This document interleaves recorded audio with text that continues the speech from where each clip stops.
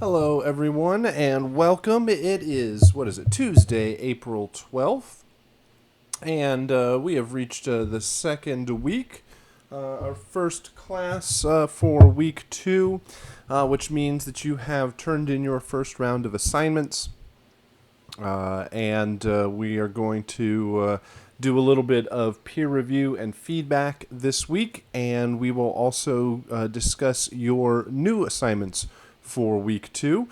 If you haven't taken the opportunity, go ahead and download the new game composition, production technique, and technical assignment, and take an opportunity to play the game. And we will be discussing the new music that you will be creating and the other submissions and how they are best approached.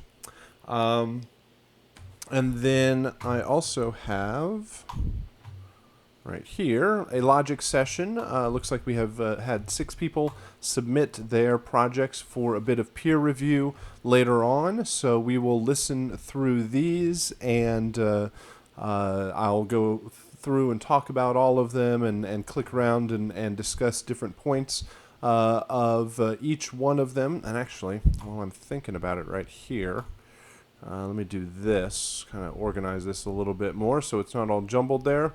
We have 3 main loops. Looks like I got most of them. 1, 2, 3 main loops.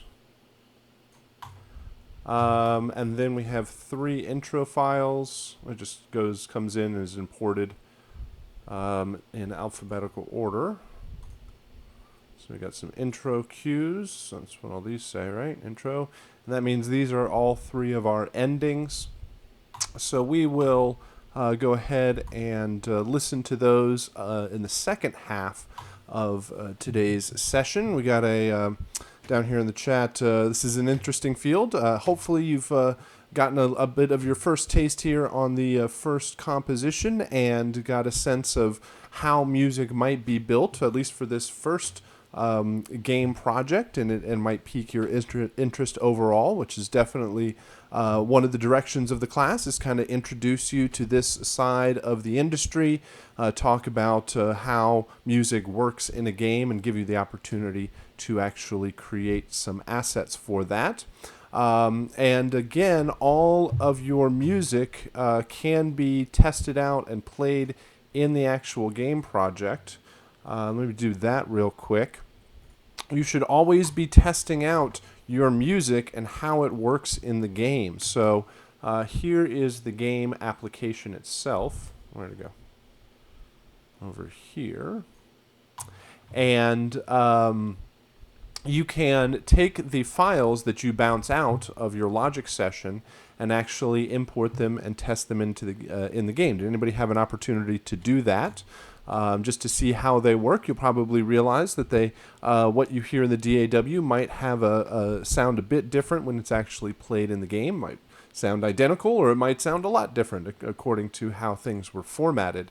So to test out your audio in the game, you right-click on the game application, choose Show Package Contents, and there we've got a folder appropriately named Contents. Inside of Contents, there is a folder named Data, and inside of Data, there is Streaming Assets folder. And there are 2 folders there that you will recognize, Music and Sound Effects. So these are the 9 files that you would create, and you place them in there, assuming that everything is named properly, everything is formatted 16-bit, 44.1 stereo files, everything's formatted according to the asset list. Then when you place them in the folder and next time you play the game, everything should work. So here in the chat, Caleb, yes it did. It was really cool to hear how everything worked. That's great that you test it out, you see how it works, and if there's any sort of changes that you might create, because you can kind of get a sense of how things might tie together from one to the next, but you got to, in Logic or in your DAW, but you have to line them up and mess with them a little bit, but seeing them work on the fly might give you a different perspective on it. And so since you've done music, where'd my mouse go? Oh. Since you've done music, there is also a folder here for sound effects. And you will be creating the sound effects. Do that. The sound effects for this game this week. So there are, I believe, about 18 sound effects here to create, and we'll talk about those as how to set, how to use these. When you go into the game application, all of the original sound effects are provided, and you can use these as a guide for how things need to look and sound and be formatted, and your overall approach to them. So by the end of this week, and certainly through the revision process, you will have a complete audio soundtrack to each of these games, of this of being the first of the three. And of course, now that we have hit week 2, we have a second game project to check out. But definitely take the opportunity to take your music files and put them in that specific folder. If you look back through the PDF for 2D Platformer, the main music document, it lists the folder structure and where everything needs to go to test it out. So always good to see how it works actually in the game. So we'll be listening to submissions for 2D Platformer. A reminder that each week you have the opportunity to revise all of your assignments, or the game composition, the production technique, and the technical assignment, not the quiz. But you will receive back grade sheets and feedback, and we'll talk a bit about that. And you can take all of that information, and by next Sunday, with all of your week 2 assignments, you can make any revisions and changes to this first round, and not only will it improve your grade, but it will improve the overall composition for your demo game. So that's kind of what we will be discussing in the second half. But of course, new week 2, which means we have new week 2 assignments. Our new game this week is called Angry Bots. So we have a new game composition, we have a new production technique, and a technical assignment that we want to discuss. So I'm going to take a quick pause here, but while I do that, let's go ahead and just play the video for the game. Whenever you download the assignment, it includes a video for reference of the new game. So let me just play that here. Hold on just a sec.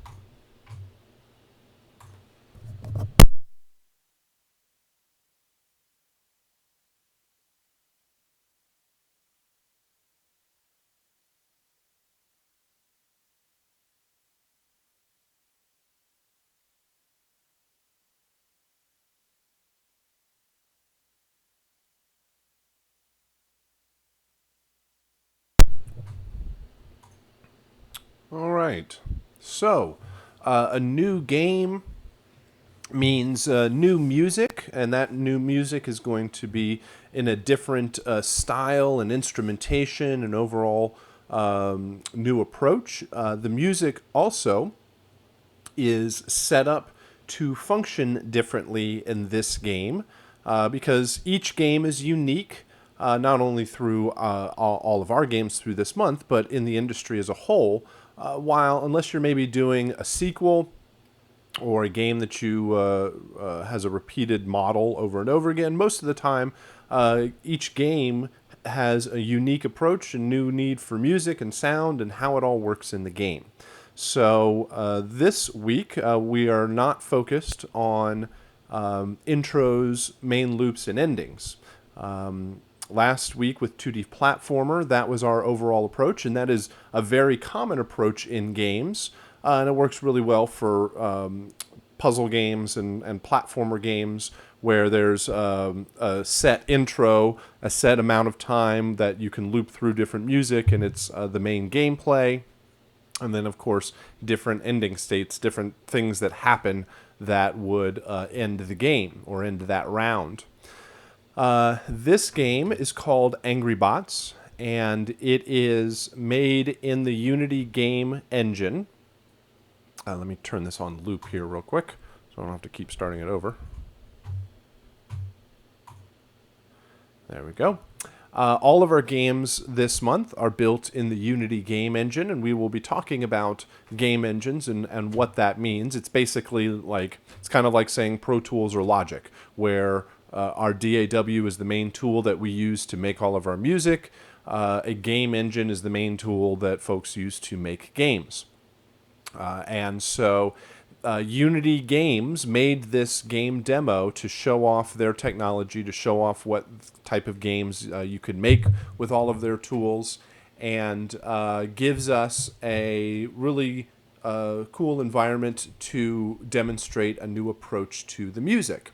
So instead of doing intros, loops, and endings, we are going to be focused on the idea of ambient and action.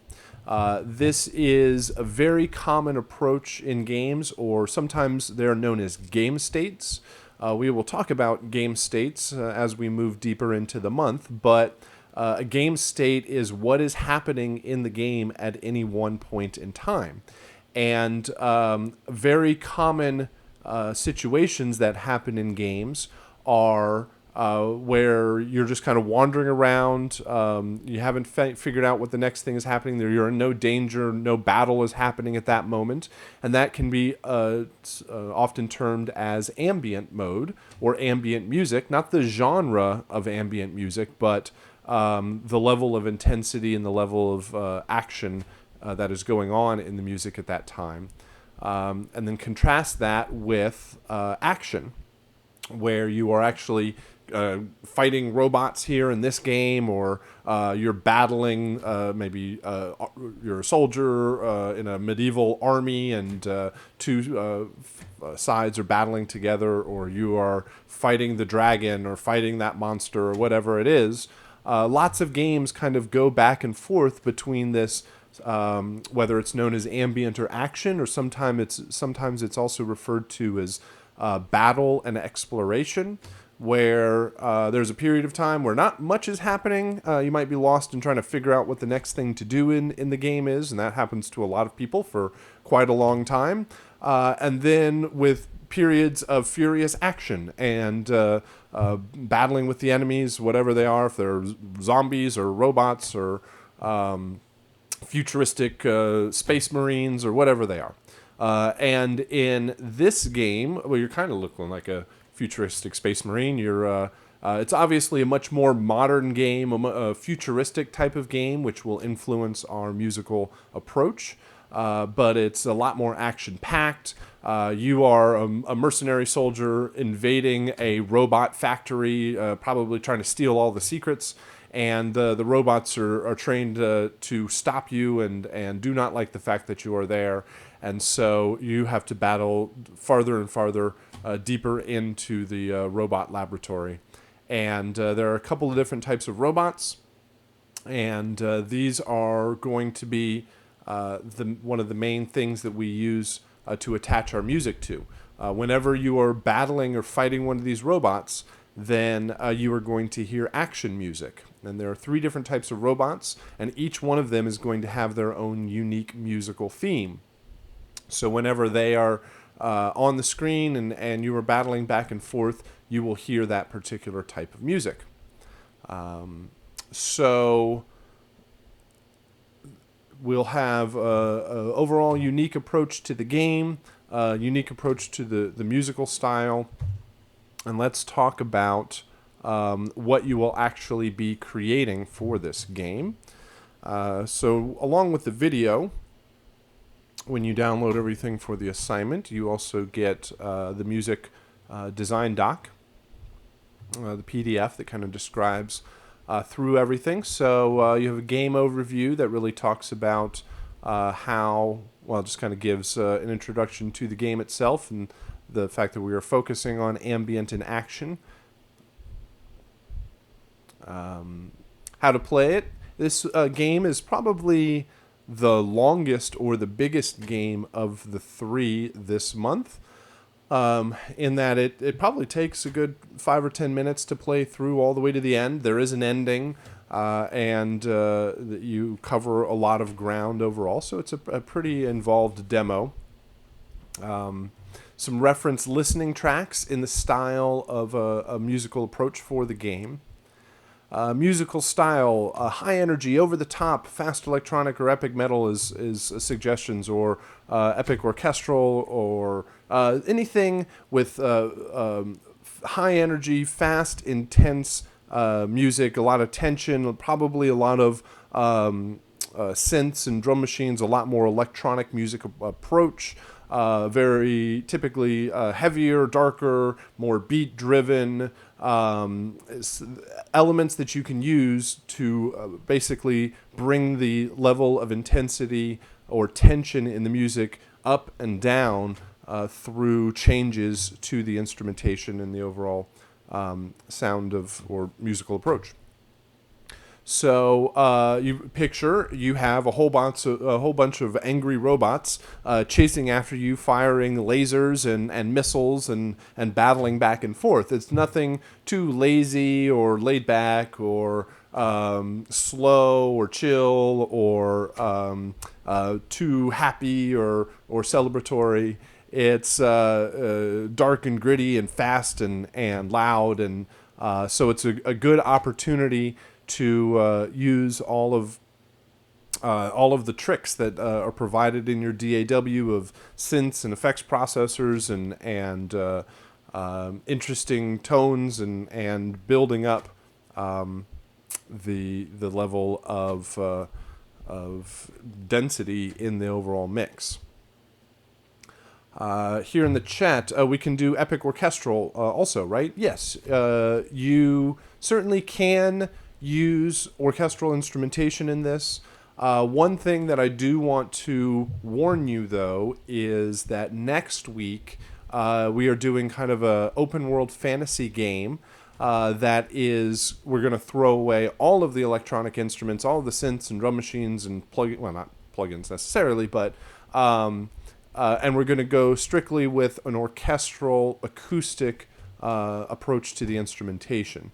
So you don't want to throw all of your eggs in this basket this week where you're just doing a strictly orchestral composition and not leave anything up for next week or not have a lot of variety from one to the next. So this one is typically much more synthetic, much more electronic. Then we get rid of all that and restrict that next week with just orchestral instrumentation. But it certainly can be a hybrid of all of that together to build these layers. So what else? The music system, there's a discussion more in depth of what ambient and action are doing. A lot of this is what I will be talking about as we discuss further.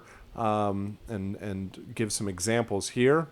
But I'm really headed towards the asset list. Screenshots with a short description of each one of the files that you will be creating. But this is really what I'm going for, with a description of the 7 files that you will build. Here in the chat, what is a good key signature to use for action video games? Also, what is a good key signature for 8-bit music? Action, you're pretty safe with a minor key overall to really build that sense of dread and tension.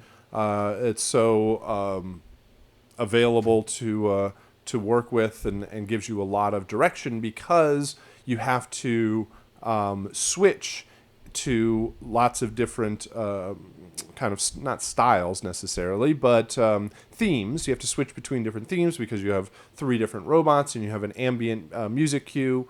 And so having something that's a bit more flexible, like a minor key, you can do stuff that's heroic, you can do stuff that's dangerous, you can do stuff that's stealthy. So that's a pretty solid way to go. And then for 8-bit music, that's really wide open. 8-bit kind of describes the instrumentation, but not necessarily the musical style.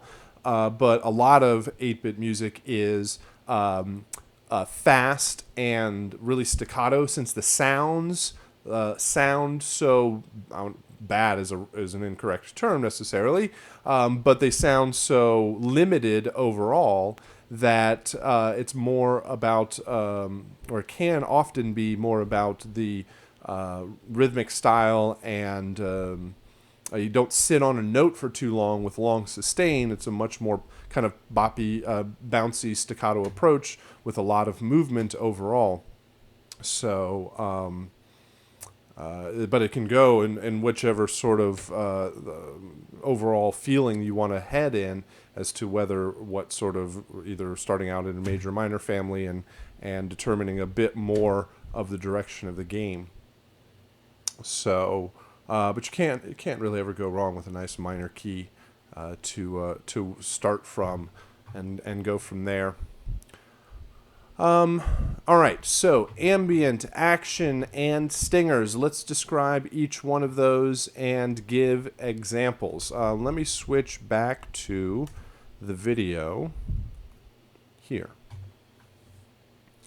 All right, so the ambient cue is going to be 1 minute long. Everything is 16-bit 44.1 stereo files. The ambient cue is a minute long. Each of these buzzer action cues are 8 bars long. And then we'll also discuss the 3 stingers that are really quite short. They're meant for transitions, and they're short, 1 to 3 seconds long. So, starting out with our ambient loop. If there are no robots around, if you just sit there for any period of time, you will hear the ambient loop. The game starts with the ambient loop.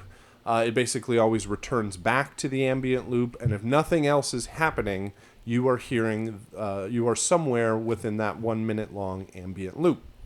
When I say the word ambient, if in terms of this game, I'm not describing the genre of ambient music that is typically slow and filled with pads and synths and drones.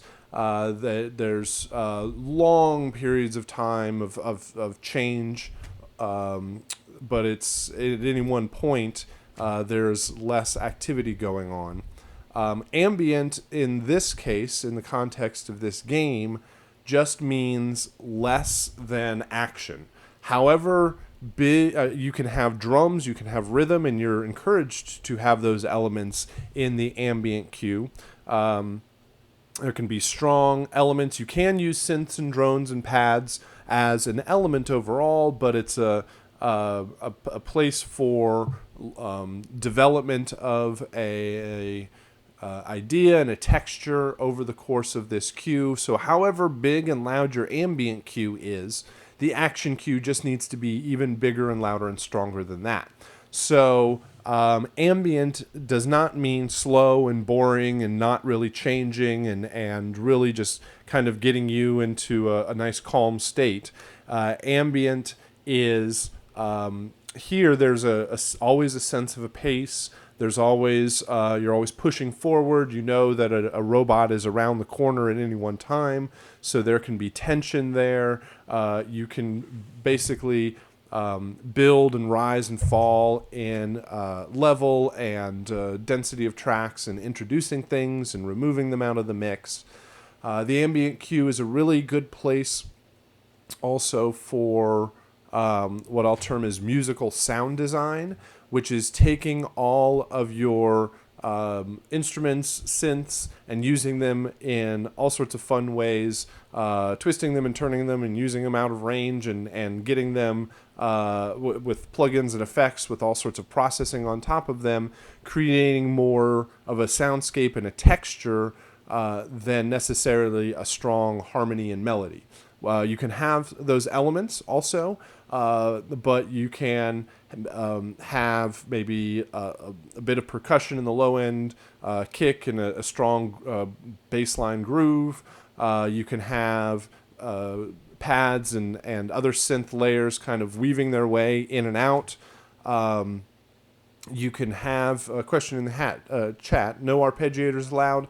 I am against an arpeggiator as a melody, but as a tool to create a little sense of a pace and a movement through there, and especially in a much more kind of synthetic approach to this, it can definitely be used. But throwing an arpeggiator in front of a piano or a string set, and may not be the best way of building your melody overall.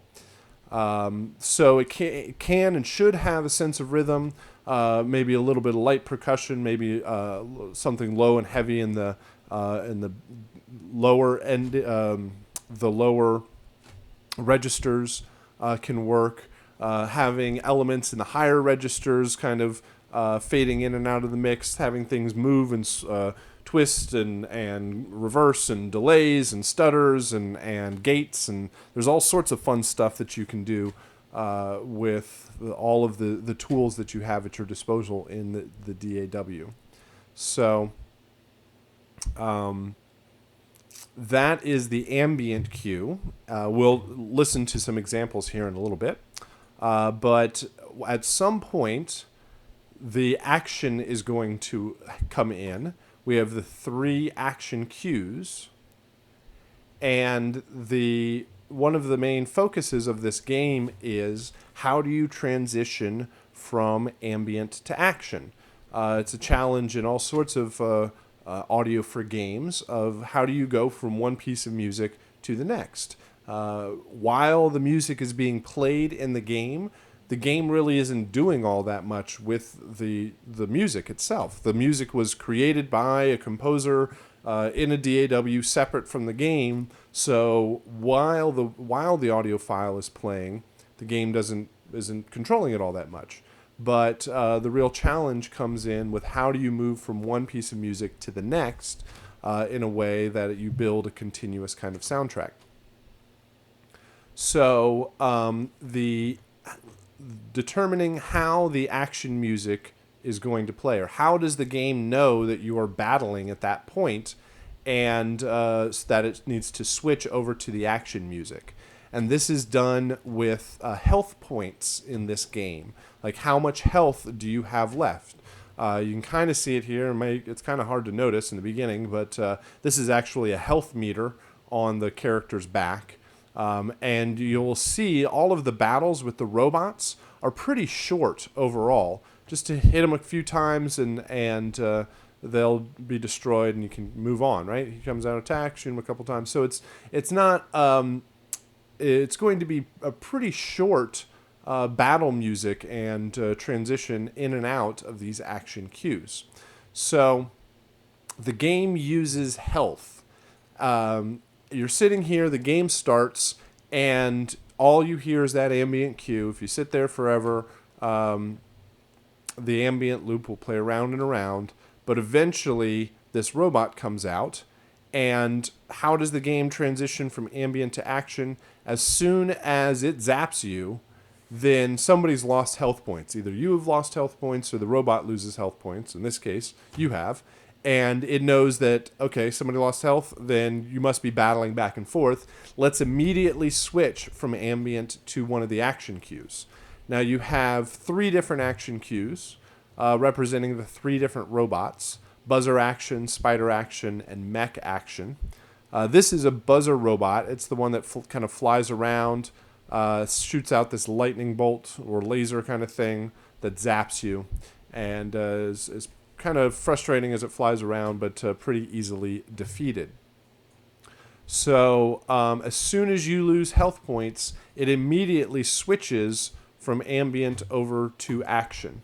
And this works... well, number one, you have no guarantee as to where this is going to be, where you are going to be in the ambient cue, because it's playing somewhere, and it's gone around a couple of times in that ambient cue, and it switches immediately over to the action cue, and this is typically kind of a difficult change because it's like a hard cut. It goes immediately from one thing to the next, and you are not guaranteed that it's going to be in sync or in time or where you are going to be in one file from the next. But for the most part, that works out because it's kind of like a horror movie where there's a jump cut in whenever the monster jumps out. So the soundtrack to the movie is kind of building and building in tension. You know something's out there, but you don't know where it is. And it can be really quiet and tension filled. And then all of a sudden the monster jumps out and everything explodes. The audio skyrockets and it's loud and obnoxious and it kind of breaks the tension, but it goes to its extreme, and maybe there's big drums and loud, really intense instrumentation. So switching from ambient to action is also like this. Ambient is at a lower intensity overall, and then at some point it breaks into the action cues, and you get this sudden wall of rhythm and instrumentation and energy happening. But that's okay because you just got zapped by a robot, and you're battling back and forth. Your heart rate skyrockets, and you kind of jump out and you battle, and then somebody wins. Either you're going to win and keep moving forward, or the robot wins and you start over again. But you have to then transition back from action back to ambient. So let's go ahead and we'll talk about each of these cues a little bit, and listen to some examples. Uh-oh. I lost my audio. Hold on. Check. Okay. That works.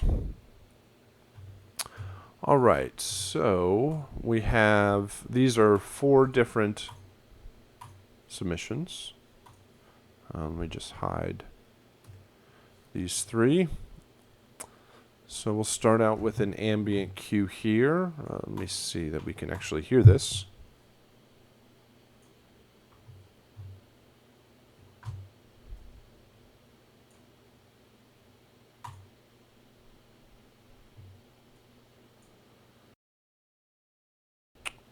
Check. All right. Well, we just crashed.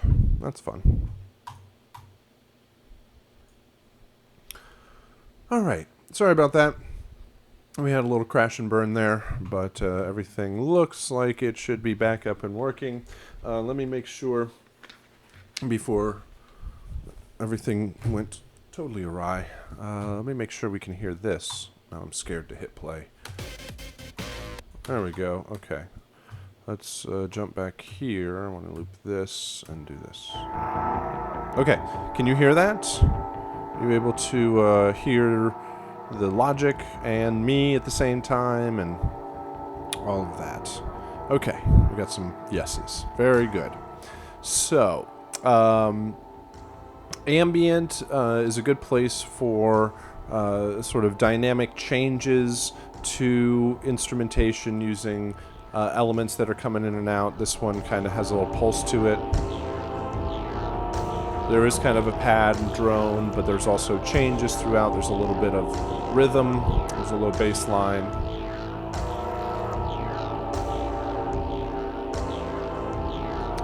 Makes a change over here.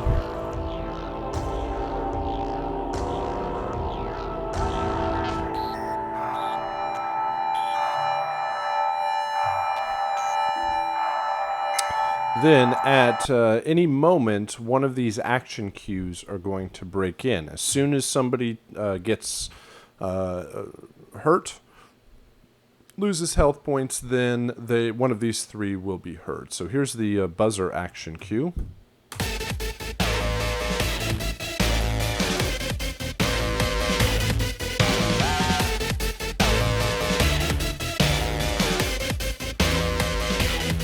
So there's change, there is much more intensity, a lot more rhythm, a lot more energy. It's still based off of the original tempo. You shouldn't probably have wildly different tempos between each of these cues. Using double time and half time on certain instrument elements will help to increase the overall pacing and energy of everything without massively switching to another tempo. So that's buzzer. Now the mech cue cues are, or the mech is, okay, let me do this. Let me play through this, and then I'll switch over to the buzzer cue. Alright, so there's the buzzer. And the mechs are over here. There's the mech. Bigger. It's kind of got some halftime elements there. And then the third one is the spider bot, which is this guy. He's got little robot spider legs. So they're basically bombs with legs, and they come after you and attack.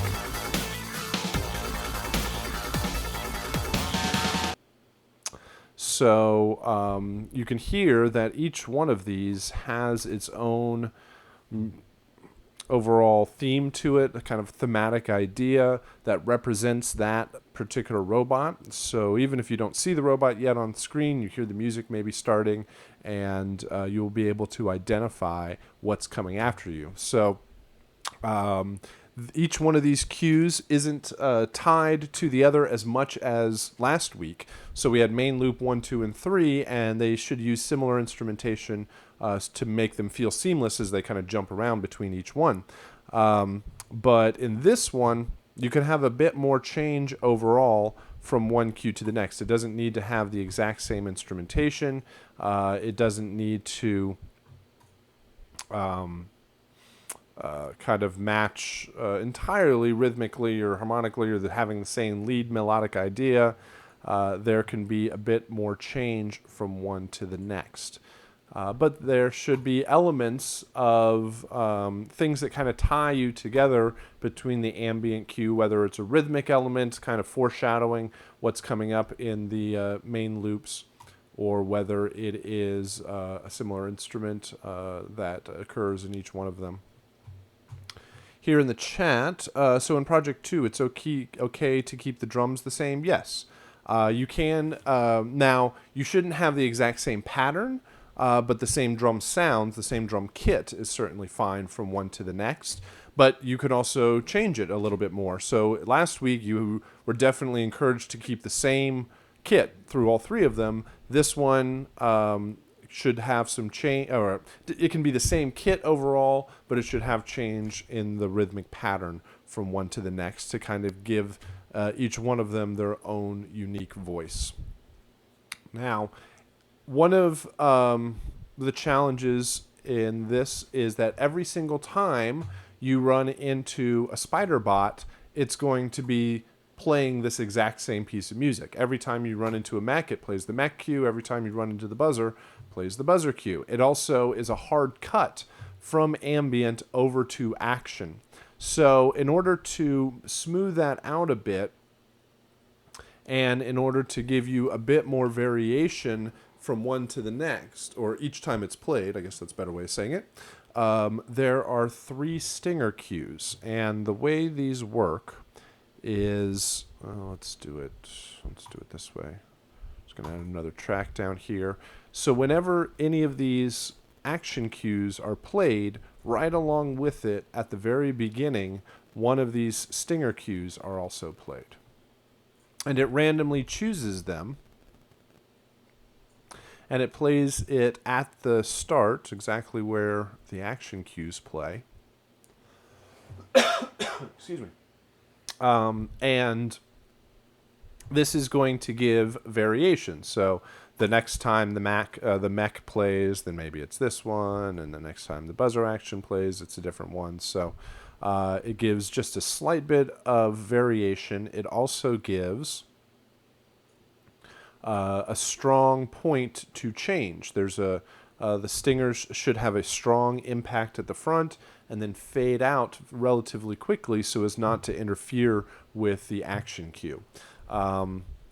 These are like transitions and turnarounds and build-ups and drops. So these stingers are pretty common in electronic music, and it helps you transition from one piece of music to the next. Works very well with games because you don't know when you're going to need to hit the action or the spider action cue, but when you do, there's going to be a stinger that plays right along with it. So let's listen to these 3 stingers. First, we'll just listen to them solo.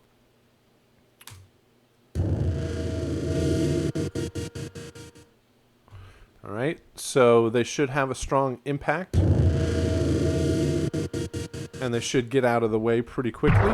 Oops. You want to avoid making them sound just like sound effects. They should not be... That one's almost like a kind of a lasery sound effect. They should have a strong hit at the front. They should have a bit of modulation, like a kick and a crash cymbal is a good element, but there should also be some other stuff right along with it, whether it's other synths or you put it through a delay or a gate. Let me jump to some other examples here, and I'll just play. Where all my other tracks go? There we go.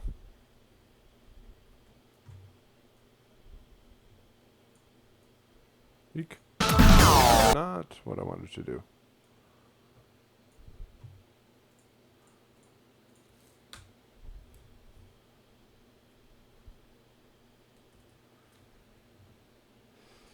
Watch out, here are some not so good examples of stingers.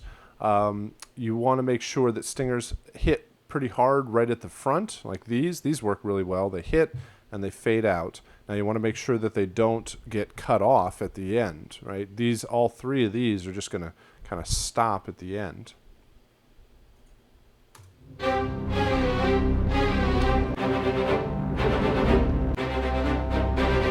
They shouldn't be little musical phrases like that. You want to make sure that you want to avoid any sort of rhythmic, strong rhythmic elements that will interrupt the play against the action cue, and you also want to avoid any sort of real strong tonality that might clash with whatever action cue it's played right along with. So you want to make sure they hit real hard, they fade all the way to silence. These are a good example of that. And they don't get cut off at the end. All right. Here in the class, here in the chat, will we be going over the chiptune project? Yes. We'll talk about that after our game composition here. So let's listen to, 2 more examples here, starting out with this ambient loop.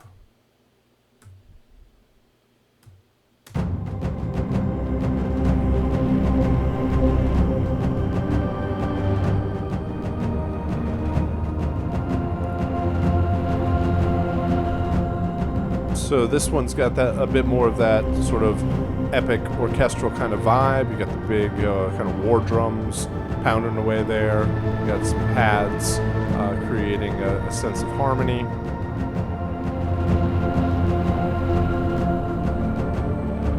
It does get kind of repetitive as it plays through. You certainly want to introduce, add in and remove different elements and build it up and break it down over time. And then we will jump over here to the 3 action cues. Buzzer action.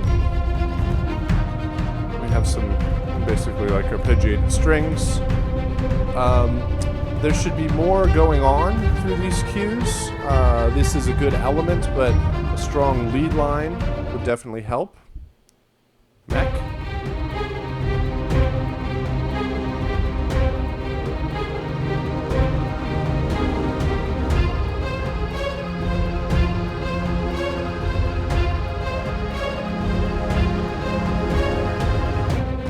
Spider action cue.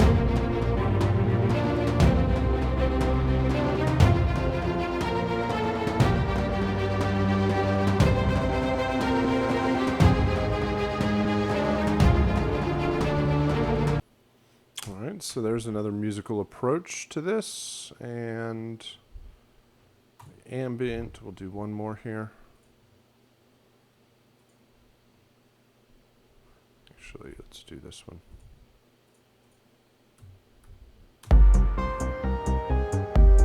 All right, this is way much more synth-based.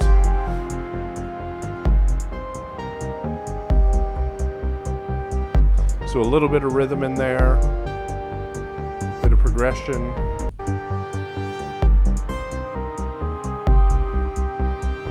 Let's check the loop.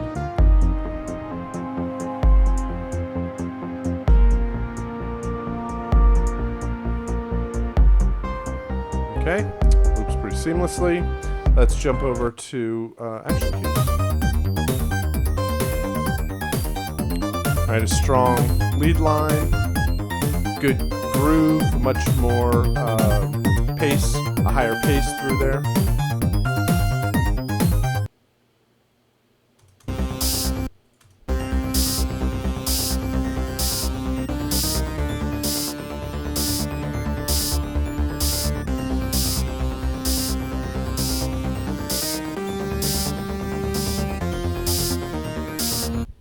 Okay.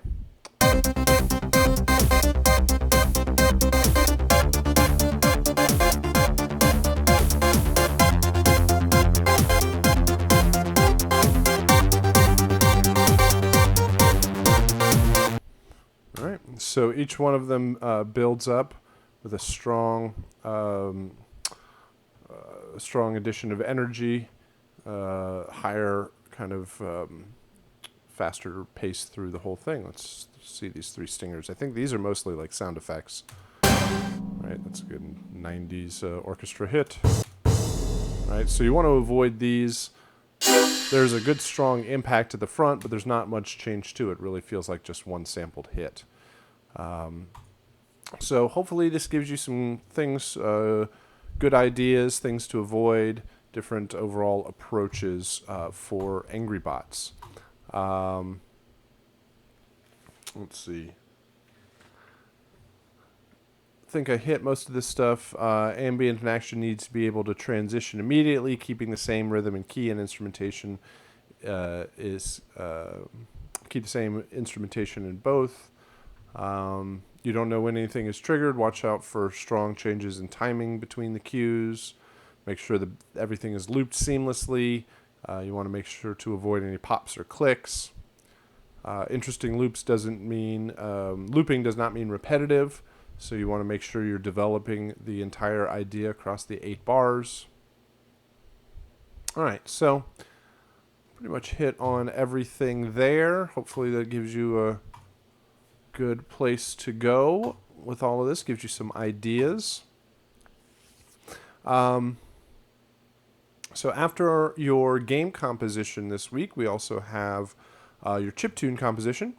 Your production library track is going to be building, building a composition using the restrictions from the original Nintendo system. So as we discuss how music for games works, and what sort of technology we are using in modern game development, we also do a history of audio for games, talk about where we have come with all of the technology, to really see how far we've gotten. You got to really get a sense of how far we've come. So as we talk about it, we'll talk about the original Nintendo, go through Super Nintendo and GameCube and the Wii. We'll talk about Xbox and Xbox 360 and the Xbox One, PlayStation, PlayStation 2, PlayStation 3, and PlayStation 4. And we will kind of talk about the different increments and steps that the technology has taken over the years and the decades. So to give you a sense of what it was like to compose for some of these early game systems, your production library track or your production technique this week is going to be composing a chiptune retro kind of 8-bit composition using the restrictions from the original Nintendo. Oh, excuse me. My goodness. Pardon me. So, along with this the download of this assignment, you receive a logic session that contains all of the tracks that you need and contains all of the sounds that you need for this type of composition. So let me open up my demo session here.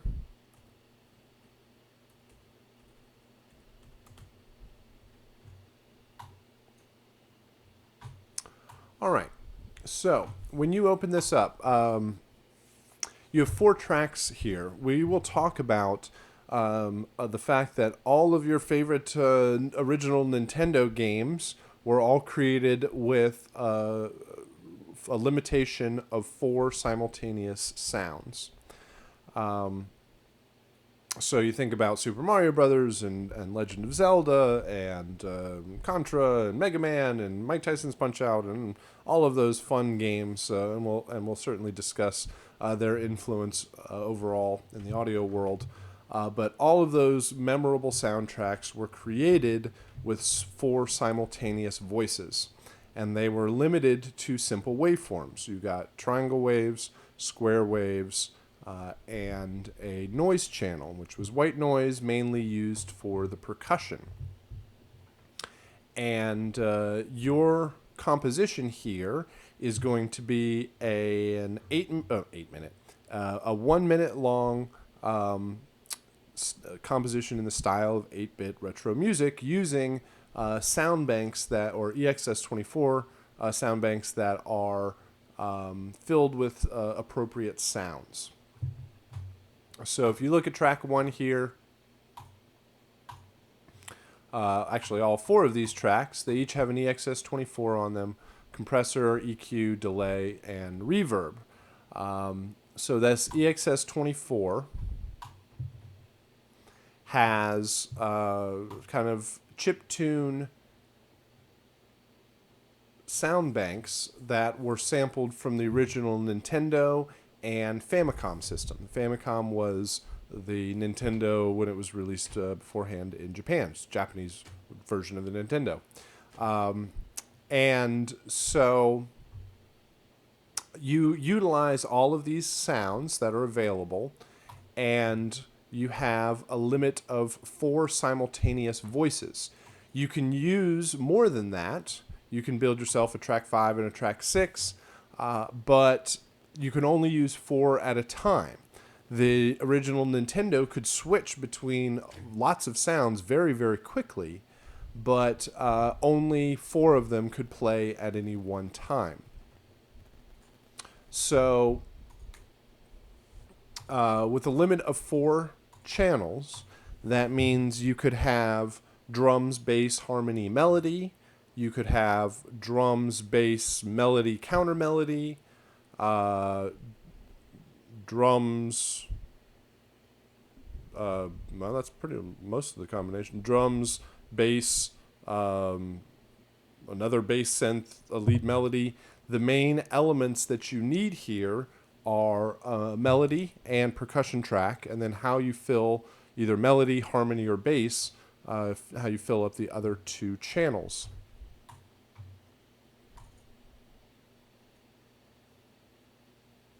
That's not what I want. This is what I want.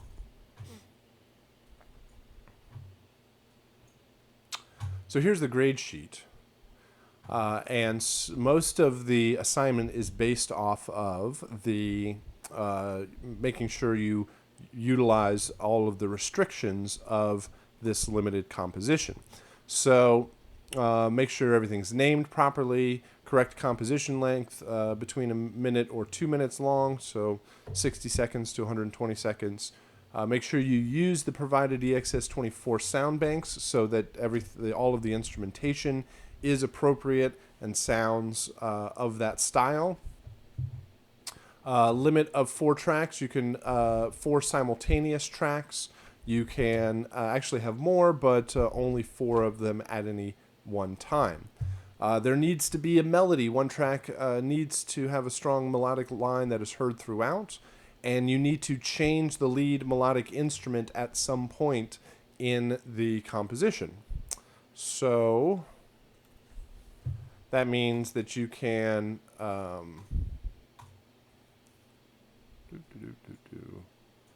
let's say this was our composition here. We had a lead melody, and we wanted to switch that lead melodic sound at some point.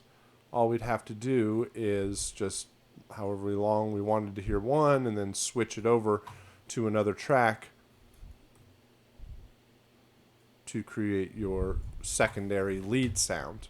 So something to that effect. You could do kind of patch changes in real time in EXS24. It's kind of a pain in the butt to do, but you could do it that way, but I find it a lot easier just to create another track.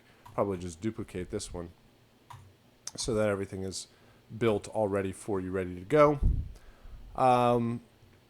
Mix-wise, you are limited to the compressor, EQ, stereo delay, and space designer. Really, in even these primitive systems, you really didn't have all of this stuff. You could certainly have direct control of volume, so you get the ability to use a compressor. EQ, there was a bit of filtering of these sounds. It was more for effect than overall crafting of a sound. But if you want to use some filter effects, you got a channel EQ. You could get away with delayed sounds, but you were actually building the sounds. Instead of having a delay processor, you would just repeatedly play the sound every couple of milliseconds, slowly reducing the volume to get the effect of a delay.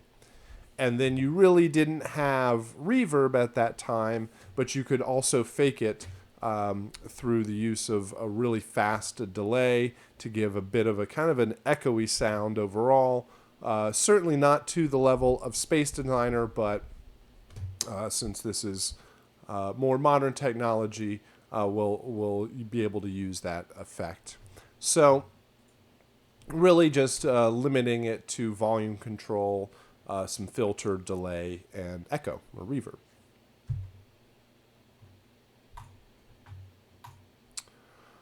What else? Change the melodic instrument. You have to have percussion. You have to have a drum pattern. Overall, like I mentioned earlier, the sounds that are available aren't the most amazingly lush or complex sounds. They're really simple waveforms, and you are probably better to build a more up-tempo or faster tempo, more staccato, kind of bouncy or poppy sound to build instead of sitting on chords using fast arpeggiators or kind of running through a bass line, almost like a walking bass line, and having your melody have a whole lot of movement through it will create more interesting compositions overall for this. Make sure you have a screenshot. Composition and mix are more of a kind of a secondary grade to the format of everything, making sure that it follows the restrictions of original Nintendo. So that will give you some idea of how this session will be set up and work. And then for your technical assignment this week, as mentioned earlier, you will be creating all of the sound effects for last week's game. So the following week, each week, you will go back to the previous game and build all of the sound effects. So next week, you'll build all of the sound effects for Angry Bots. This week, we are going to do 2D platformer. So what I suggest you do when building these sound effects is take the original game and, like we demoed before, right-click on it and go get the original sounds that are available. Right-click and do Show Package Contents, go into Contents, Data, Streaming Assets, and go into Sound Effects, and you will get access to the original sound effects of the game. And then I would just create a brand new Logic session. A new Logic session.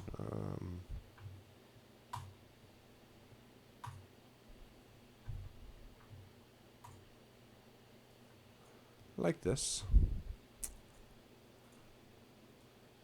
and go get the original sounds of the game and just drag them onto a track and use them as reference. The original files are in all sorts of random formats, so just hit convert file. That'll convert it into the appropriate format for your session here. Here in the chat. Not going to lie, played 2D platform for about 15-20 minutes. Excellent. Always good to, and it's not just a small game experience. It keeps you interested for quite a while overall, and it's a good platform to demo the music. And so creating all of these sound effects will make it even more custom overall. So bring in the original sound effects. You'll probably have to, they're all kind of clumped together, so you'll probably have to space them out a bit so that make a little bit more room as you develop. And then create a series of audio tracks below that and build all of your sound effects directly below the main effects. You'll eventually mute these as you bounce everything out. Don't actually bounce the original sound effects into your own custom sound effects, but use them as a guide for reference. How loud should they be? How long should they be? What should the waveform generally sound like? What should the sound actually sound like? It gives you a lot of good usable information for how things sound.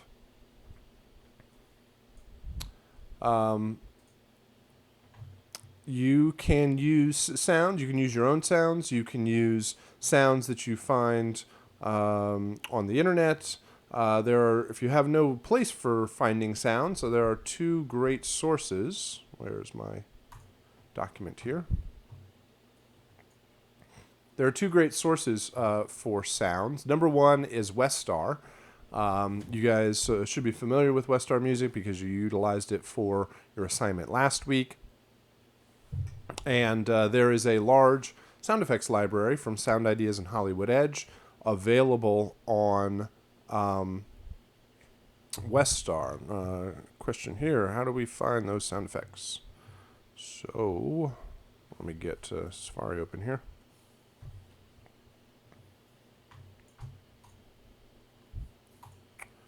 westarmusic.com.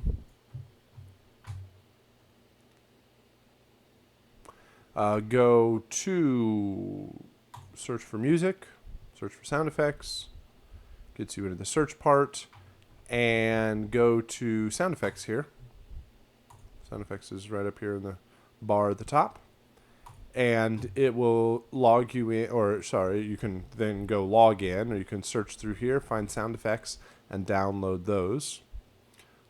These are probably better quality sound effects. You'll probably hear a lot of very familiar sound effects because Hollywood Edge and Sound Ideas libraries are really quite common use overall. The other good source, could be good or bad, but a wide variety of source would be freesound.org. Freesound.org is a very large library of freely available sounds. They're under aspects of, some of them are Creative Commons, some of them are license free. They're all no cost though, but most of it would be attribution. There is a lot of sounds on Free Sounds. There is a lot of very bad sounds on freesound.org, but there's also a lot of very good sounds too. It means you have to hunt and peck your way through to find usable elements. So definitely two very good resources, and you should be able to knock out all of the sounds that you need through those two sources. In the doc, there's screenshots and pictures of each one of the sounds. We're going to take a listen to the sounds here in just a sec. All right, when I get to your sound effects list. Again, the asset list tells you all of the sounds that you need to create. Everything's going to be in 16-bit, 44:1 sample rate, stereo, or 2 channels. There are, like I said, a total of 18 sounds.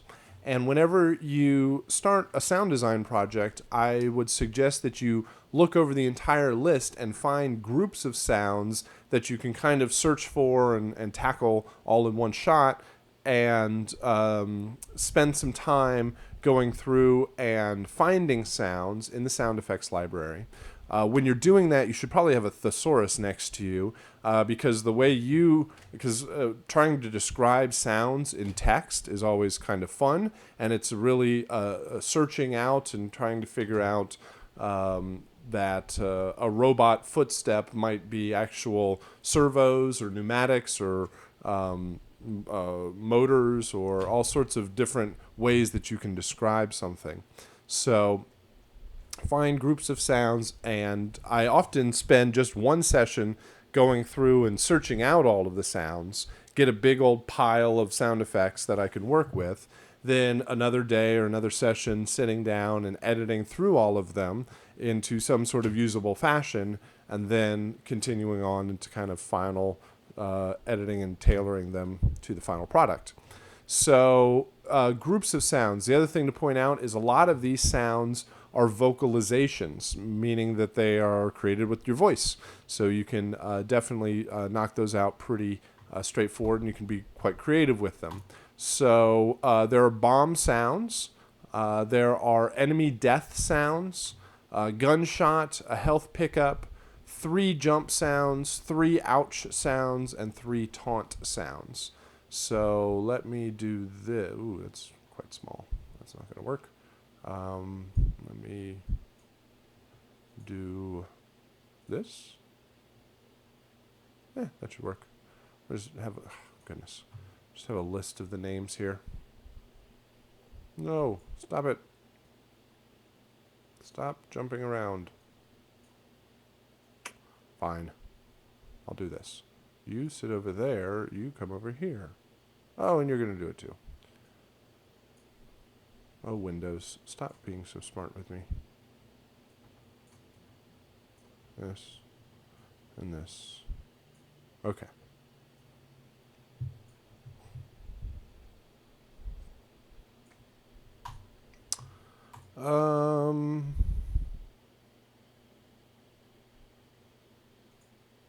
A question in the chat. Where are the other sound effects that come with 2D Platformer?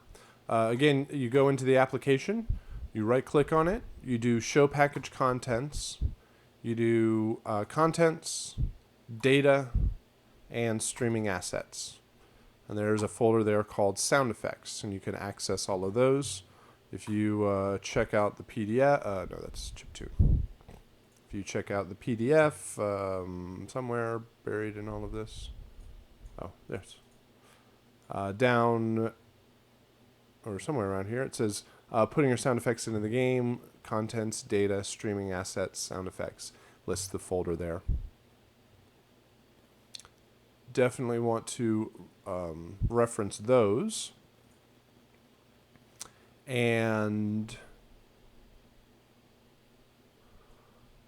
let me make sure here. This. And I think I need to do this. Oops, not that. This.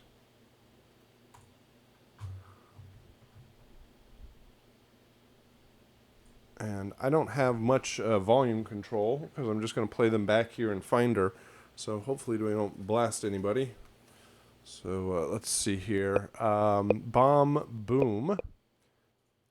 This was when there's a bomb pickup, little parachutes down. You can pick those up, and there are bomb sounds for a couple of those. Let's see. This is when it actually explodes. All right, it's kind of the biggest sound in the game. Bomb fuse. All right, there's a couple of seconds that it takes before the bombs actually go off. So there's a period of time that fuse sound kind of indicates those couple of seconds. Bomb pickup. All right, that's a very abstract sound. Who knows what picking up a bomb sounds like? So you can make it any sort of kind of. That's a real kind of electronic abstract sound. It could have more of a physical sound. Lots of different directions you could go. bomb set down. This is actual line of dialogue. Bombs away. Right? So you can record that. You don't have to say exactly what they say. You can certainly be creative with it overall, but record a couple of different lines, put them into the game, see what works best. This is enemy death. These are really short kind of grunts overall as you shoot the enemies with your bazooka and they fall off the map. Right? Real short. Gunshots. Now, the gun is actually a bazooka in the game, and I don't think this wave file sounds anything like that, but I think it sounds more like a gunshot than a bazooka sound, but it works for the game. So you can use some sort of blast there. Health pickup, another abstract sounds. There you go. 3 jump sounds. Again, these are short vocalizations. Huh. Huh. Huh. 3 ouch sounds. Oh. Ow. Ow. This is when the main character, gets hit. And then 3 taunt sounds. Keep it classy. Bring it on. I say, O'Bean. Right? So really short lines of dialogue. You don't have to say exactly what they say. Please keep it family friendly, PG rated overall, but have a little fun with it. Use your voice. You can affect your voice and just make it custom for what you think works best. Here in the chat, so we're going to make our own sound effects and name them as they are in the folder. Yes, you're going to make your own list here of these sounds. I would use the asset list to know exactly what sounds, how they need to be built and named, and then deliver those sounds, test them out in the game, make sure you load them up and play them and see how they sound before you deliver them. You might need some changes as they're built, but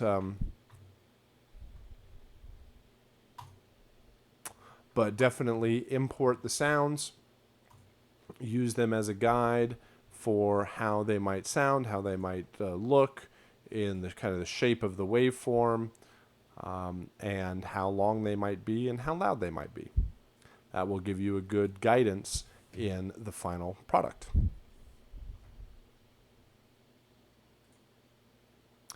Let me know if you have any questions on these sound effects and how they're built, or what types of sounds or what approach that you might take with these. But that should be a solid overview of all 3 of your assignments for this week.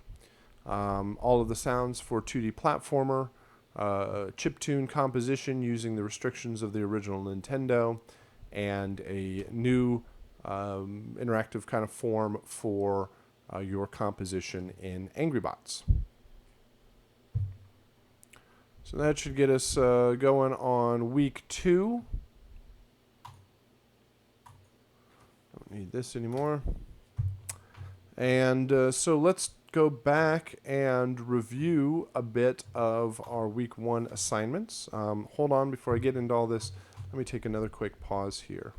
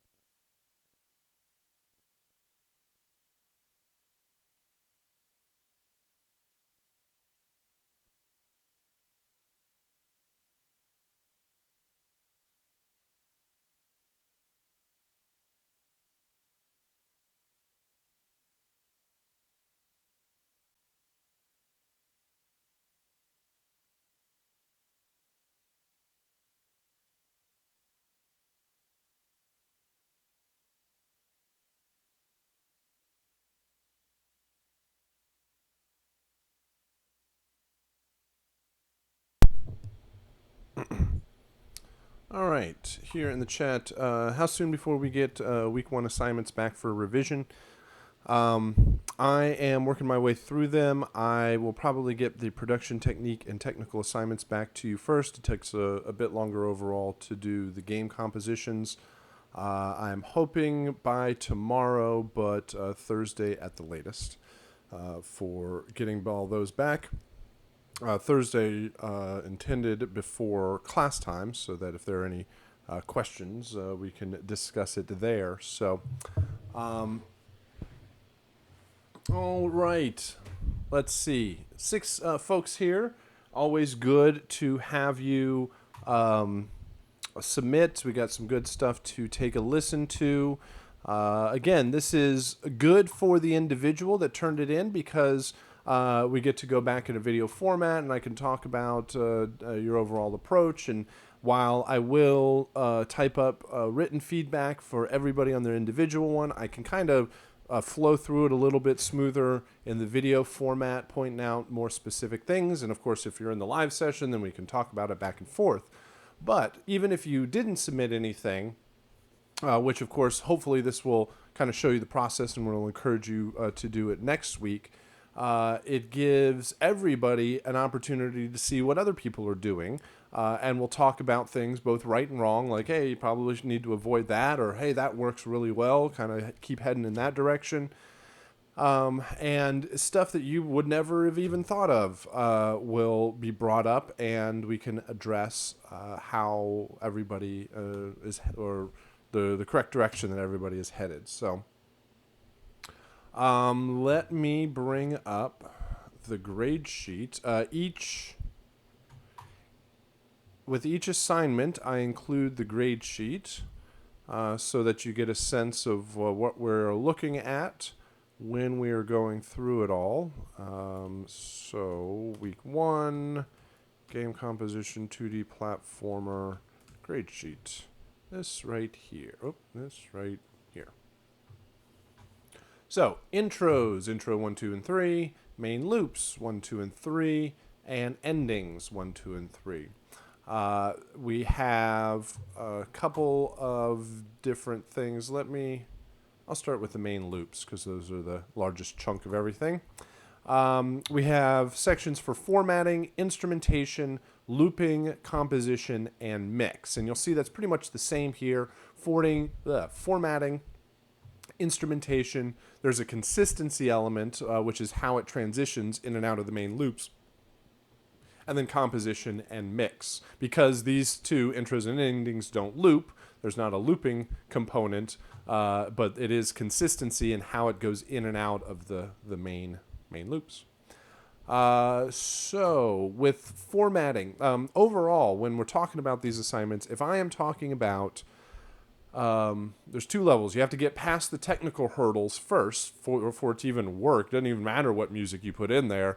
If it isn't formatted correctly, it's not going to work in the game. Your client would never hear it, and it would be kind of frustrating because they wouldn't know why it's not working. It just doesn't work.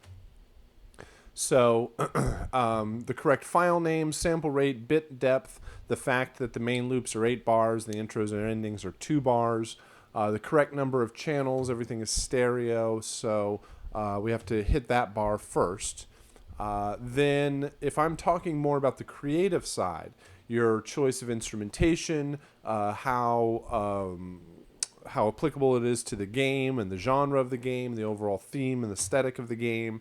If we're talking about the composition itself, melody, harmony, rhythm, that is a better place to be overall. Let's say that means you hit all the technical points, you hit all the more simple, straightforward stuff, and we're getting more into the stuff that's more appropriate per game project, your own musical direction, and how appropriate does it fit the game overall.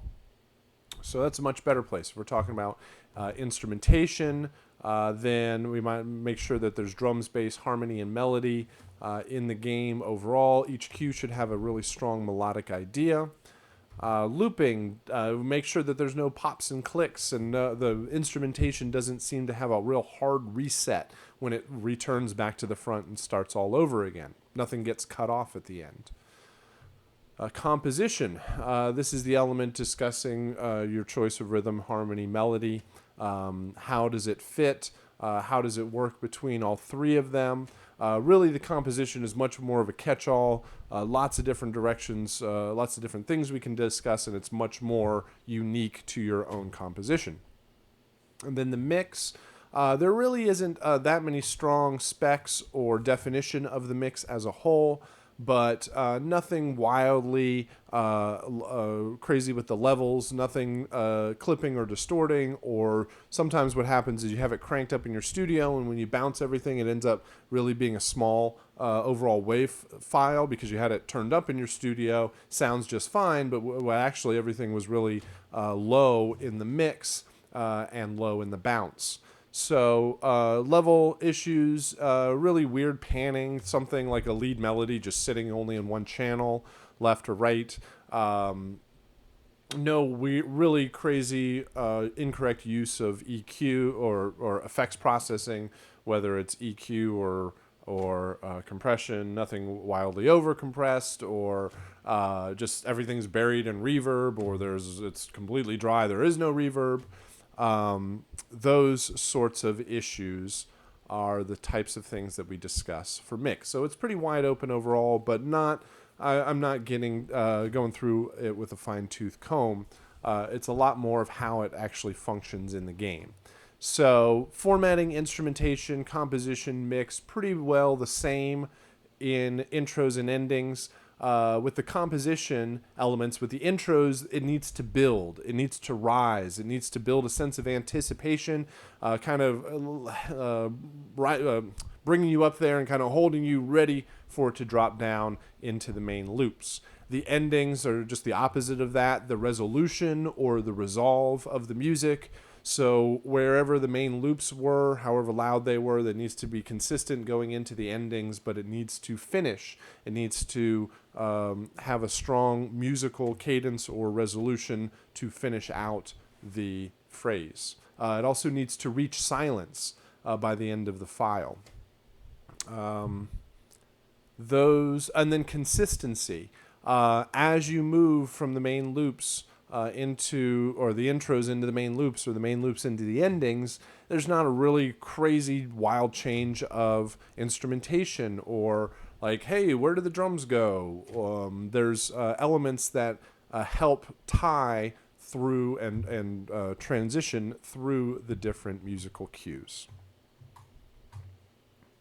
So that's generally the direction we are headed. Let's take an overall view of these before we even listen to them. We might be able to identify a few things just in their setup. The first thing that I might identify is these cues are supposed to be 8 bars long, and these, unless they're on a much slower tempo, they do seem to be longer than 8 bars. It's certainly better to have too much music than not enough, so that is a positive there. But these look more appropriate. Obviously, they would be slightly different lengths depending on what tempo or time signature you chose, but generally they'll be around the same tempo. Obviously, you are not in 120 or C major. Maybe you're in 120, but the BPM of the DAW session has no issue or doesn't cause any sort of issue, just in the same way that the game is not going to know everything for your timing of your music. So all of these look like they're going to loop. They go all the way to the end. There's no real obvious breaks or dips in the audio, so they at least visually look like they should be seamless loops. These are the intro cues. They need to build up, and so each one of them has a pretty strong waveform. These look like they might be a little bit low, and they also look like they kind of end towards the end of the file. So we'll have to take a listen to those. This one looks quite a bit lower, and volume just might have less instrumentation as a whole than these. These look maybe a little bit low in volume, but if we brought up these, they might help just visually. So, well, obviously this is just taking a look at it. We'll have to listen to make any real sort of determination. The endings need to end. This ending looks like it's good, but these all get cut off. This actually looks like it has a gap at the front of it, so that's going to cause issue because it'll just go to silence there for half a second before it breaks in. These look good in their length, and they fade to the end. These look good because they fade to the end. They might be a little bit low in instrumentation. These get cut off. These end. These go to silence. Looks like these get cut off. So just a couple of visual things that we might identify overall. And of course, just looking at it means nothing. We actually have to take a listen to it. So I'm just going to,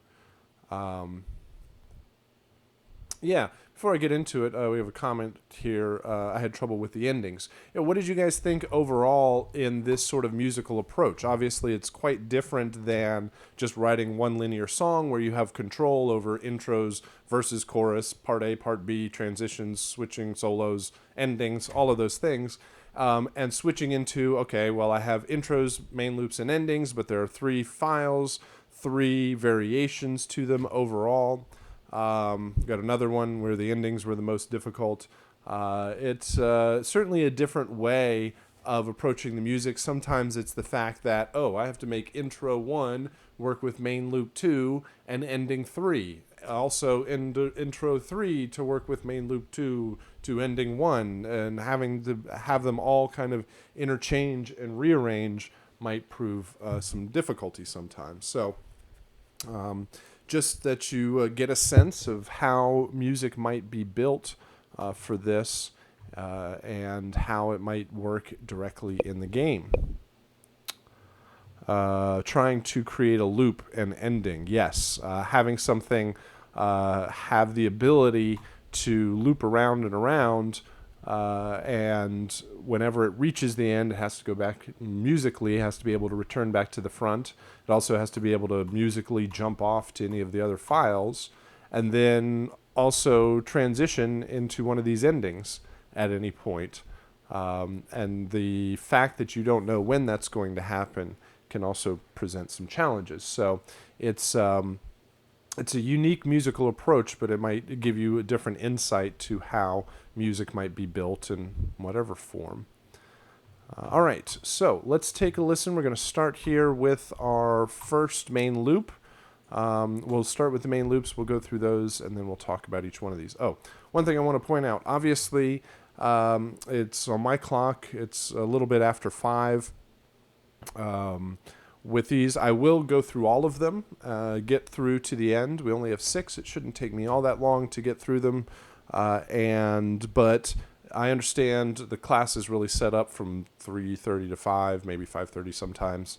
But I will always go through them. If you have to leave for any particular reason, that's perfectly fine. You can catch it all in the archive, but I definitely want to go through and make time for everybody's assignment. So that's just a heads up on the timing there. Let's try the first main loop.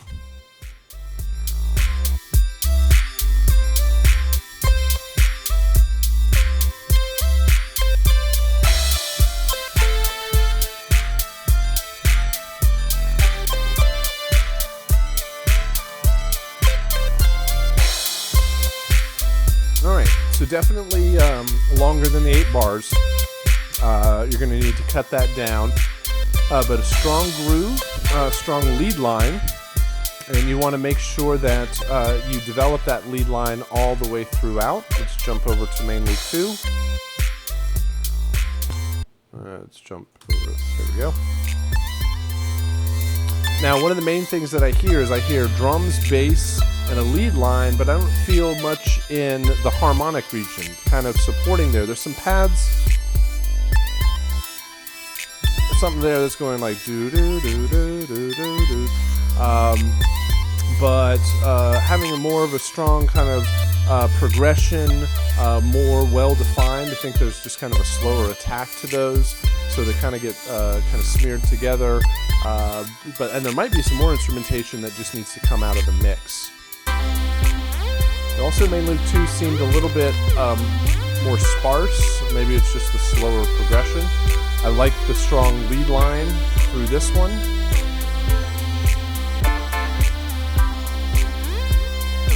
guess I should also, can you guys hear the music and me and all that? I don't want to turn this up too much so you can't hear me, but also get a good mix.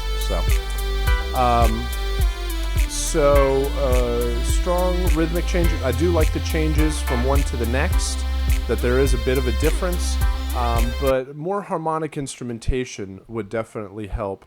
Definitely keep the lead melody lines. There's a lot of strength in the low end. Might be a little bit difficult to hear over the broadcast. I always do want to point out that the go-to training broadcast, it like compresses things, and I might even go down to mono, and sometimes you lose some of the low end. So all of the archives are digitally recorded on my computer, so it should be high resolution overall, stereo, and a much, so if there's any questions on what you're hearing through the broadcast, catch the archive, and you'll probably get a better representation of it. Let's go into our intros, but overall with the main loops, they're formatted correctly. They are going to work in the game. They should be shorter overall, and instead of just cutting in half, take all of the changes that you go through and just squash them down to make them work work in those 8 bars. Intro.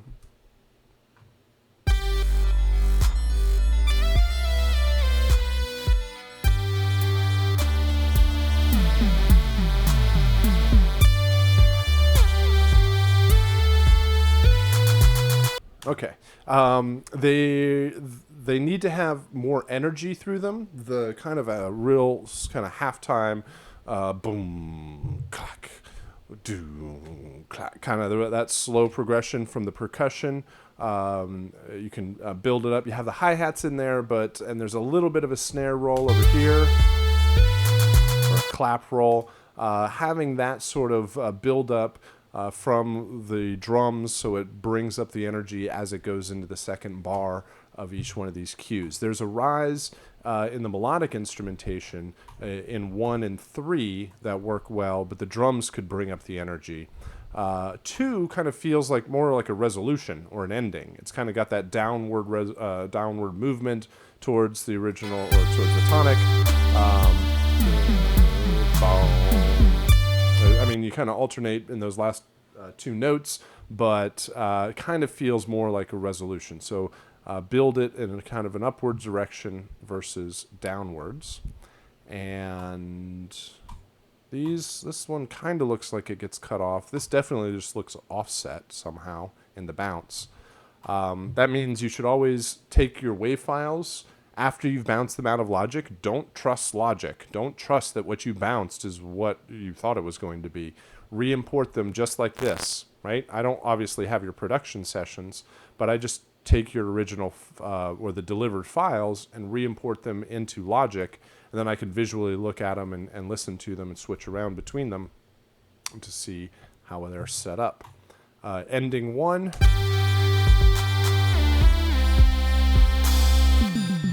That almost feels like intro 2.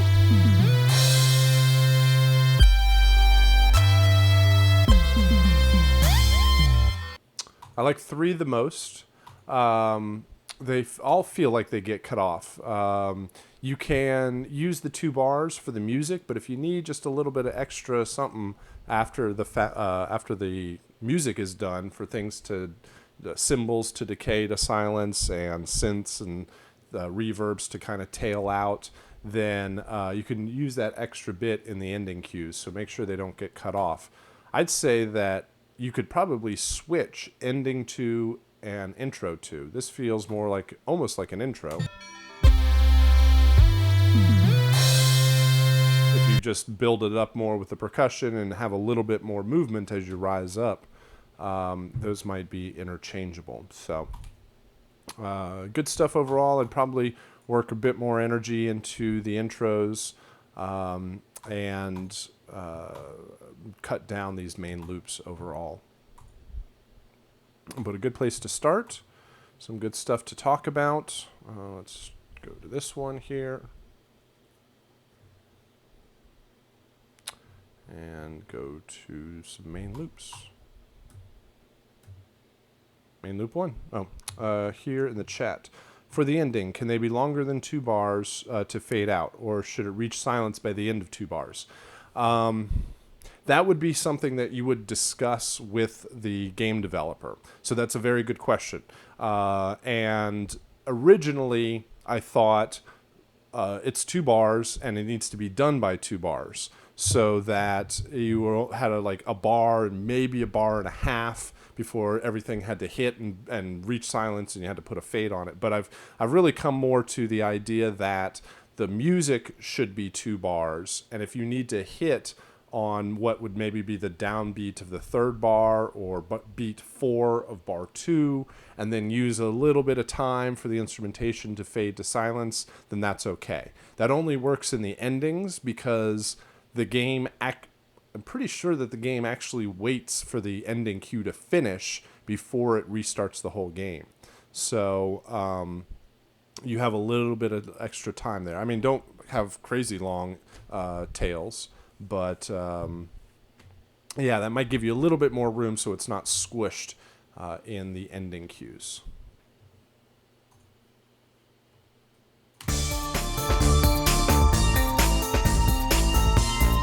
Right. Good energy here. Good place to start.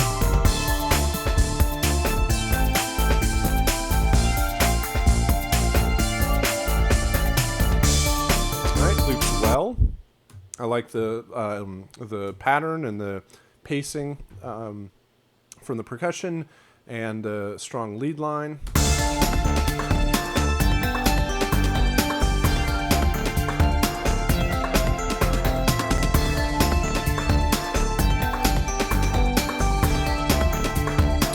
The main loop 3.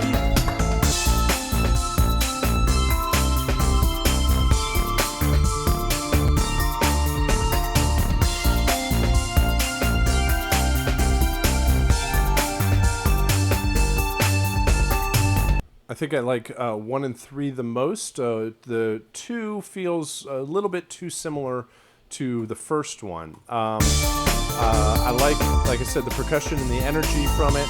The lead melody works because it kind of changes through the whole cue, but the arpeggiated harmonic chord progression feels very similar from one to the next. I guess the progression moves differently, but it's similar in the first half and the second half of each cue, and then 1 and 2 are pretty similar overall. So I'd like to hear 2 kind of move in a slightly different direction, but there's enough change through the 3rd one that makes up for it. Makes this 3rd one a bit more interesting overall. So, but definitely fits the game. Fits the pacing of the game. Good energy to it. So let's go to intro 1.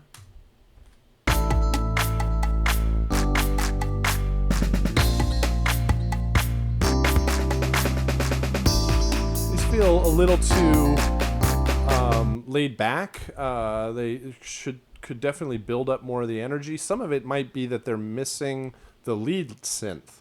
Adding in more instrumentation, they almost feel like 2-bar loops. There's a little like a 1-beat snare roll in the end, but they mostly just kind of sit there. So a little bit more build up of the. There's a little bit more from this snare, from percussion, but adding in more instrument layers and having them like the lead going to. Just having some sort of rise, having a little bit more movement through them would definitely help. Yeah, just kind of alternating between those 2 chords without much else from the instrumentation makes them feel a bit static. Here in the chat, in my case, I didn't bounce the tail because I thought it would be too much. Yeah, so yeah, it's either squish it and make it fit into to 2 bars, or have it chop off the end, which you also don't want. So maybe extending past that 2 bars in the endings will help. Let's see. These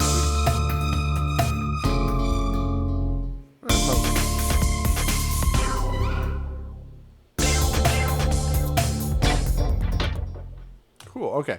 I was going to say this first ending feels a little too dissonant, which might be okay because you just died and you just kind of lost a life and all that stuff. So that might kind of work. Although I still feel it's a little too dissonant overall. I like more what you've done with 2 and 3, where it's got this little tail whoop at the end and a kind of delayed effect there. It breaks down. So good endings, reaches silence, hits that last note or chord as the finish.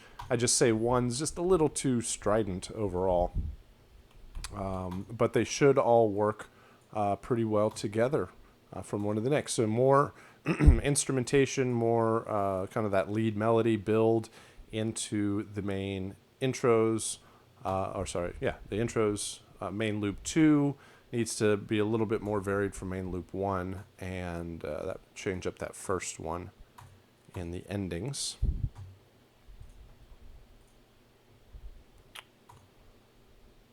All right, jump over here. This one, at least visually, looks like there was maybe a compressor or a limiter that kind of squashes everything and limits the waveform at least, which either means you have a little bit more room to boost things up, or depends on the overall musical style and how it sounds. Do that.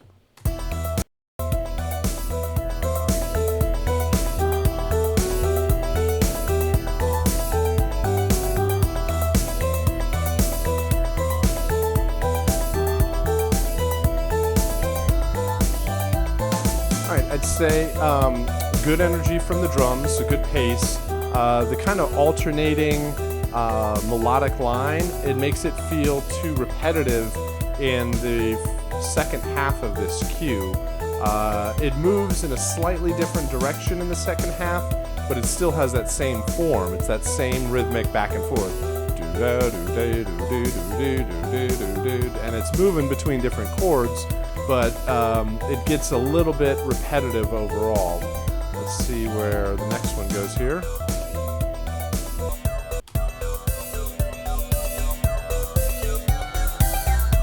Alright, drums feel similar. The rest of the synths feel almost like an arpeggiator repeating. Needs more development over the 8 bars so that there's more change. I mean, it almost feels like a 2-bar loop kind of going around and around. There's a new instrument added there and then repeated again. So yeah, more changes through there. And the third one.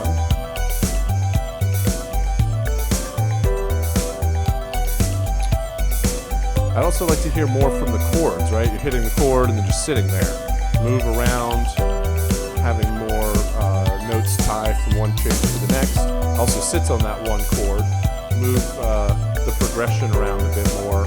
Less reliance on arpeggiators and just more development through the 8 bars. Especially since that rhythm is going to be pretty much the same all the way.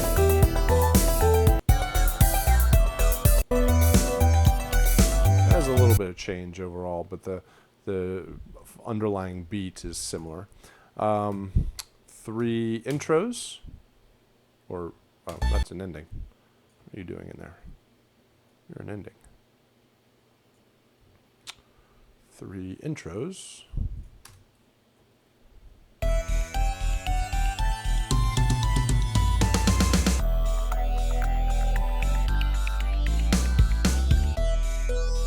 I would, there needs to be more level from these. These needs to be louder, and I would utilize the drums in the first bar. Don't just introduce them in the second bar. And then the rest of the instrumentation needs to provide some of that build. You have the drum rolls in the second bar of each one of them, but the rest of the instrumentation needs to build up.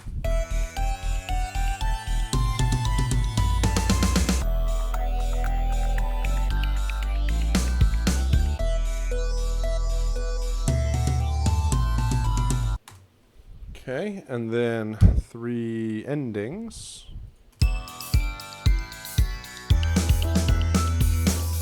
That works. cool. I wouldn't drop the drums out. So you have... This one has drums in the first bar, but these two don't have drums in the first bar. And it's just the fill at the end. That means there's going to be a good solid drum pattern playing through here, and then it jumps over here, and all of a sudden the drums drop out, and then they come back. So,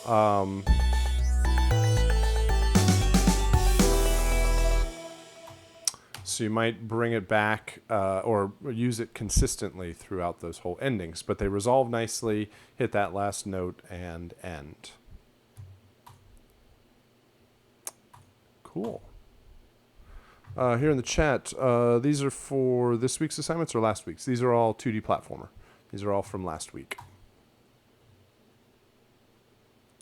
Submissions from folks in the class.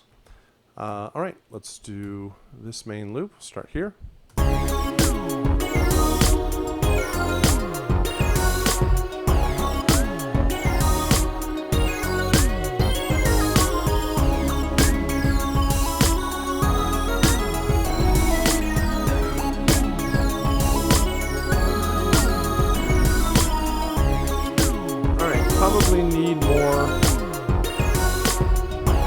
Probably need more variation through the cue. Like first phrase you go da da da da da da da da da da da da, and then you repeat it again. Da da da. And so more variation. There's some change in the second half, but then you repeat that same idea again, I believe. So use the entire 8 bars. Don't use a 2-bar phrase and then repeat it, and then switch up a 2-bar phrase and then repeat it. Utilize it as an entire 8 bars all the way through. Also, more changes in the progression and the pattern. Especially when you switch off to the next loop. More changes in the rhythm.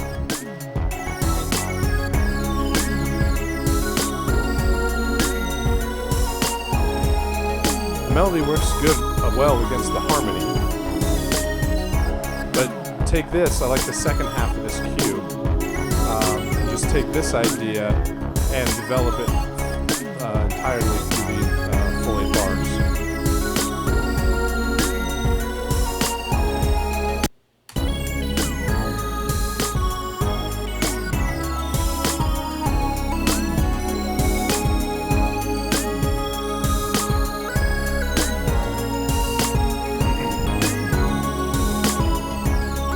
Again, just a little too similar in the first half and second half.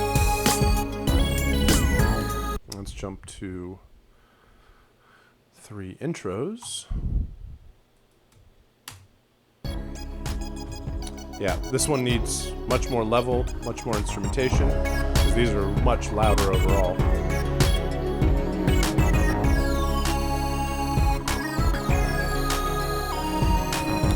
And they feel, again, like 2-bar loops. They need to be much more, a stronger build-up. All right, you just loop this around. It needs to have the bit of a snare roll, bit of a drum fill, a bit more of a rise from the instrumentation. You have, these two have all the instrumentation, which is good, but it just could sit there and loop around. So they really should feel like they rise, rise, rise, and fall if they loop. Rise, rise, rise, and fall back down, as opposed to a consistent 2-bar loop. Endings.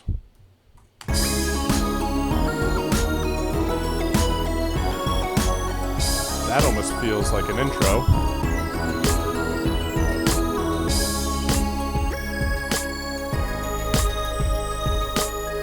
If these kind of headed towards a resolve and then hit on the last downbeat and let's give you some time to fade, they could work more as endings overall. But this one actually, with the rise there, feels more like an intro.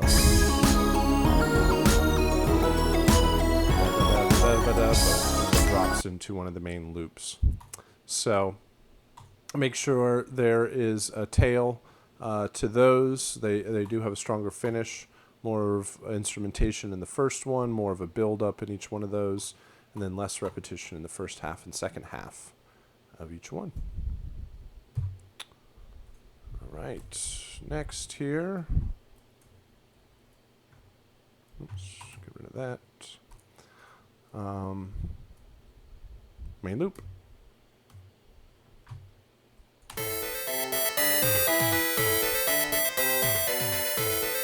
All right, this feels more like our chip tune from this week.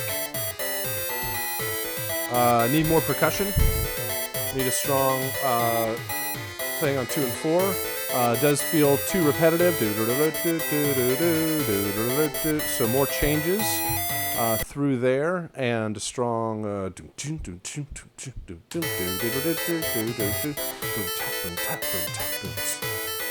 could definitely work. So less repetition. Really feels like some really thin synths. Needs to have much more body to it overall. Bass line. Feels like some melodic synths and harmonic layers, but no drums or bass. I mean, there's a kick drum in there, I think, but it's way buried and not very low. So compositionally, there's some elements there to work with. I mean, you got some strong melody lines, but the choice of instrumentation and more of the production, it really sounds like there's a low-end filter. Might just be a result of the sounds themselves. Let's try 3 intro cues. All right, that's good. Right, got a little rise to it. Cool. Like this would be very, very appropriate for our chiptune composition this week, but it just needs more, I don't know, lush instrumentation. Use switch to some of these away from synths and move towards more acoustic instrumentation might also help.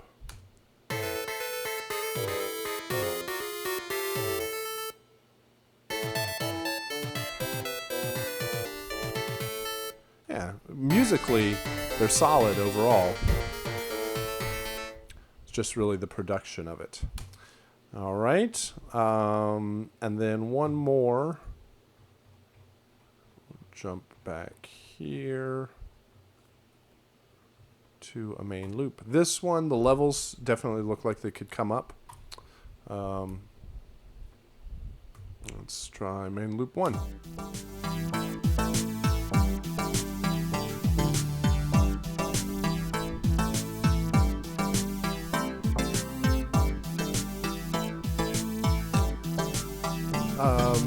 Feels like everything kind of moves together on the chord changes. Needs a lead line.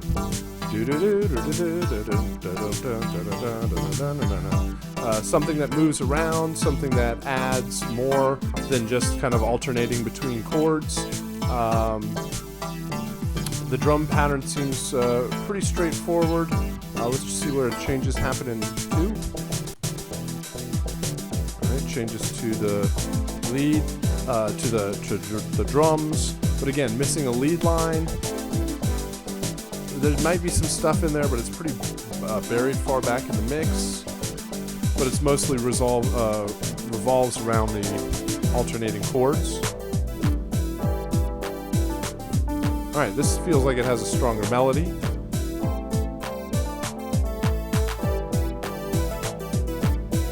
Yeah, definitely 3 is the strongest of the 3 melodically.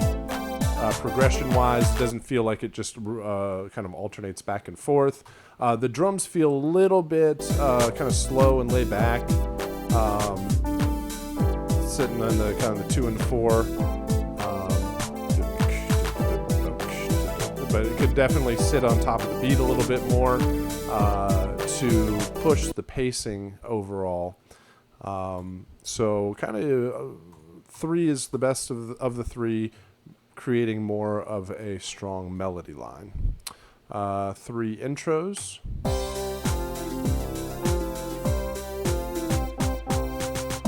Cool.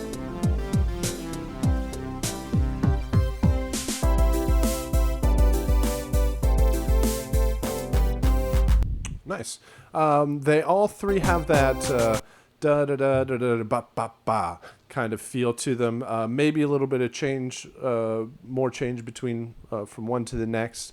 And instead of going that kind of halftime feel to it,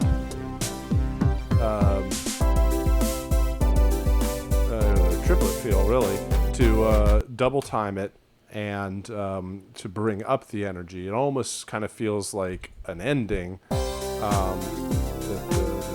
The bop bop bum would be the ending, but it needs to really push forward. So instead of hitting that, it'd be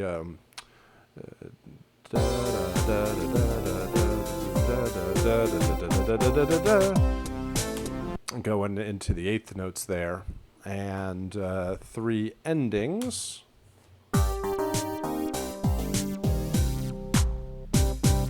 Right, that works. Cool. Make sure that just gets to silence. Nice. All right. So ending-wise, I feel stronger as resolves. There's also some changes in the chord structure there that helps kind of feel like it's going to a different place. But good stuff overall. Gives us a lot of good things to talk about. Whether it's we didn't really have any real big issues with looping or formatting or anything like that. Maybe some level changes. Most of it was compositionally, and really wasn't like, no, that's horrible fun to like totally change it. It's like, okay, that's a good start. That's a good building block. Now try going in this direction with it. So more tweaks and more development overall than just like throw it in the trash and start all over again. So hopefully this gives you some good ideas to work from. If you didn't submit your compositions this round, hopefully this gives you an idea of what it's all about, and encourages you to submit for Angry Bots next week. That should wrap it up from me. That gets us through all of our week 2 assignments and talks about the review. Where's my... Well, I had my slides, but who knows where they went. How about this? Nope. Okay. Whatever. Thanks very much, and I will see you again on Thursday, and we'll have had everything graded and finished and round up by then. So, all right. Have a good rest of the day. I'll see you on Thursday.